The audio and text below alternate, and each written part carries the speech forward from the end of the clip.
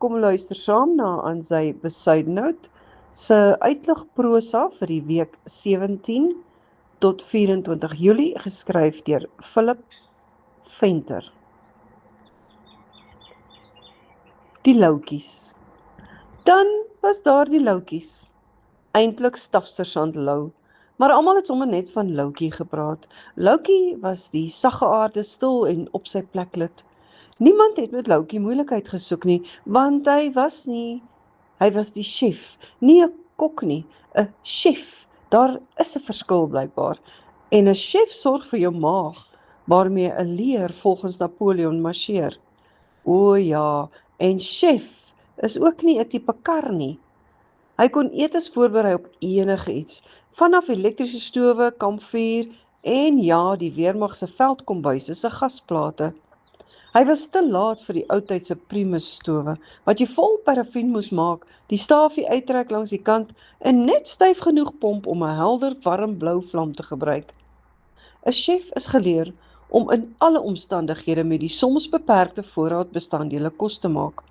Elke troep sal ook getuig dat dit 'n baie goeie ding is om in die chef van die eenheid se goeie boekies te bly. Die verskil tussen 'n kok en 'n chef was dat die chef gewoonlik die vleis en die groente uit die plastieksak gehaal het, voordat hy dit gaar gemaak het. Loukie was 'n uitstaande chef, en bokant sy werksplek het 'n aanbevelingssertifikaat van die kommandement se generaal gehang. Nou, Loukie die chef het met sy ewe saggeaarde vrou en 3 orrelpypies, 6, 4 en 3 jaar oud, so op die punt van die dorp gebly, op pad na Blikkiesdorp, die nywerheidsgebied. Niemand geplan nie, rustig en kalm hulle lewe bedryf, kerk toe gegaan, maar nie op enige raad gedien nie. Altyd vriendelik, het sy seniors eer bewys en sy juniors menslik behandel. Ek hoop julle kry die prentjie. Die ding is nou, die man wat oorkant hulle gebly het, was anders.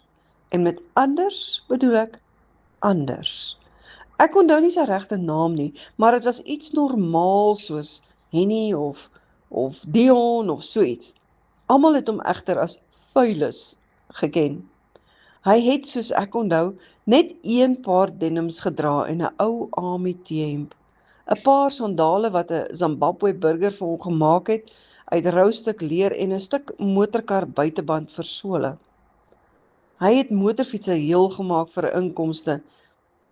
En die hele werf, hy het van sy voorjaard en sy agterjaard gepraat, het vol motorfietsse of bikes gestaan. Daar was selfs 1 of 2 binne die huis in sy sitkamer, vir as hy in die aand sou wou werk. Die voorkant van sy broek en hemp was vol pikswart en krake, soos hy sy hande in stukke gereedskap en onderdele aan sy klere afgevee het. 'n Lap is immers 'n lap. Ou boet, en as jy hom aan het, bly dit 'n lap. Die gries en ander goed het mettertyd dik en hard aangepak geraak, en soos hy beweeg het, het dit krake gemaak wat effens ligter gelyk het. Sy hare en baard was lank en onversorg, maar die uitstaande of kriewelrigste deel van sy voorkoms was sy oë. Uiteen verloor in 'n kroeggeveg baie jare van tevore en het 'n glasoog gedra. Die probleem was dat die oog groter was as die heel ene. Hy het hom tweedehands gekry, en hy het hom soms nie baie mooi ingesit nie. Terwyl sy regteroog jou volg, kan die ander ene sommer noord, suid, wes of heeltemal oos kyk. Dit ontseën jou natuurlik heeltemal. Lank en maar en taai het hy vrees ingeboesem by almal rondom hom, of ten minste 'n ernstige onrustigheid. Hy het gereeld gesê hy was eens op 'n tyd 'n rekkie, maar hy was te rof vir hulle, toe het hulle hom laat loop. Wanneer hy so 'n bietjie wyn ingehad het wat hy met metielalkohol gemeng het, het hy sy eie skooter in 1966 Triumph Bonnievale tot by die tuinhekkie gery en dan die ding opgeref. 'n helse geraas. Wanneer hy straat afry, het die honde hom gejaag, maar tussen die vloekwoorde het hy sy skoppe uitgedeel. Hulle probeer raak kry en hulle het hom later net van agter die heininge begin bedreig. Sy Eskom-krag is lankal afgesny en hy kom ewe gemaklik daarsonder reg. Hy het parafienlampe in 3 kamers van sy huis. Maar sy onderdele of sy bikeparte, hy maak dit daarmee skoon en om kos te kook en om koffie te maak, gebruik hy 'n oudtydse Primus stofie. Soos die noodlot dit wil hê, was Loukie se huis presies reg oor Vuilesin gebou. So reg oor dat jy 'n streep kon trek vanuit sy voordeur met die sementpaadjie af deur die tuinhekkie, bo oor die pad by Loukie se tuinhekkie in, af met die paadjie en deur sy voordeur. Toe hulle ingetrek het, het hulle ou Vuilis 'n paar keer beleefd gegroet, maar hy het niks teruggeantwoord nie. Die kindertjies sou verwonder staan na sy glasoog, maar Loukie se vroutjie Mimsie kon sweer die glasoog volg elke beweging wat sy maak. Later het hulle net in stille vrees vir die ou gelewe. So het die maande jare geword en hulle het mekaar verdra of geïgnoreer. Tot Guy Fawkesdag 1986. Nadat die kinders vir 'n week aan hom karring, het Loukie die dag vroeg huis toe gekom met 'n groot pak vuurwerke onder die arm. Jy gebruik mos jou regterhand om te salueer. In die pak was klappers van 4 verskillende groottes en lawaai, 'n paar Roman candles, sparkles en 'n hele klompie ander goed. Bo aan die lys is die vuurpyle en nog mooi boontoe was 'n tipe wat so half 'n kruis tussen 'n vuurpyl en 'n Roman candle is. Die ding sou mos 'n hoogte van so wat 60 meter bereik en dan met 'n knal die candles verlaat. Dit maak dan skouspelagtige vonke en sulke groot bolvormige blou, geel en rooi effekte. Pragtig. Nadat hulle die vuurwerke van minder skouspel klaar geskiet het, bly daar toe die 2 beste vuurpyle oor. Dit is al laat skemer en hulle moet klaarmaak. Môre skool en werk is nie die kinders nie. En nog minder Loukie self sal droom om laat op te daag. Loukie het 'n family size kookbottel staan gemaak teen 'n graspol en met die stokkie van die vuurpyl binne in. Die oomblik was 'n bietjie te groot vir hom en met die aansteek van die lont stamp hy per ongeluk die bottel, vuurpyl en alles om. Die ding sê swoosh en vertrek toe met 'n bekwame spoed deur die tuinhekkie, bo oor die pad, by Vuilis se hekkie in en deur sy oop voordeur.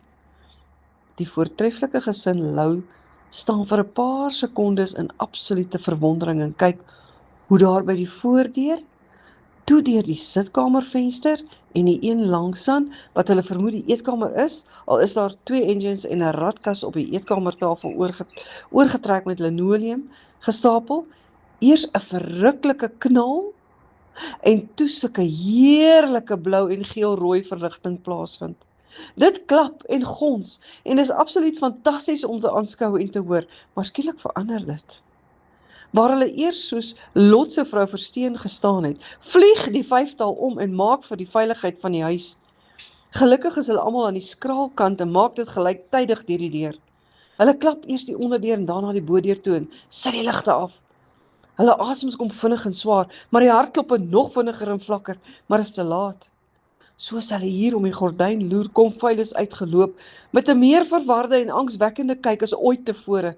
Dit lyk of daar 'n rookie uit sy baard en hare eilings opstyg. Sy glasoog het uitgeval en die leë kas lyk net so kwaad as die een met die een oog in. Hy gee 'n kykie, eenoogig af van die pad in, toe na die ander kant.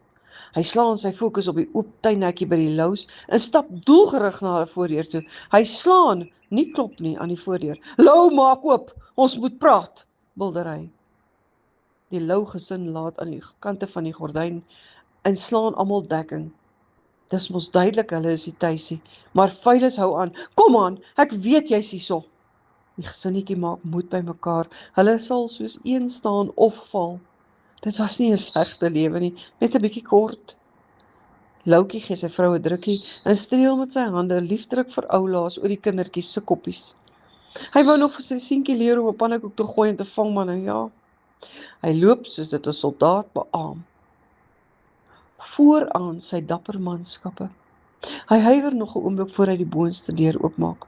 Die 3-tal kindertjies loer hier oor die onderdeur en Loukie en sy vrou hou mekaar styf vas. Vuilis staan minder as 'n half meter van hulle af. Die oomblik van waarheid is hier en Loukie se vrou voel 'n effense nattigheid langs haar been af soos haar brieke gly. Buurman, ek wil net vir jou kom vertel, skreeu Phyllis, sodat sy spoeg klein druppeltjies oor die hele gesin se gesiggie maak. Jy moet tog nooit 'n primus te styf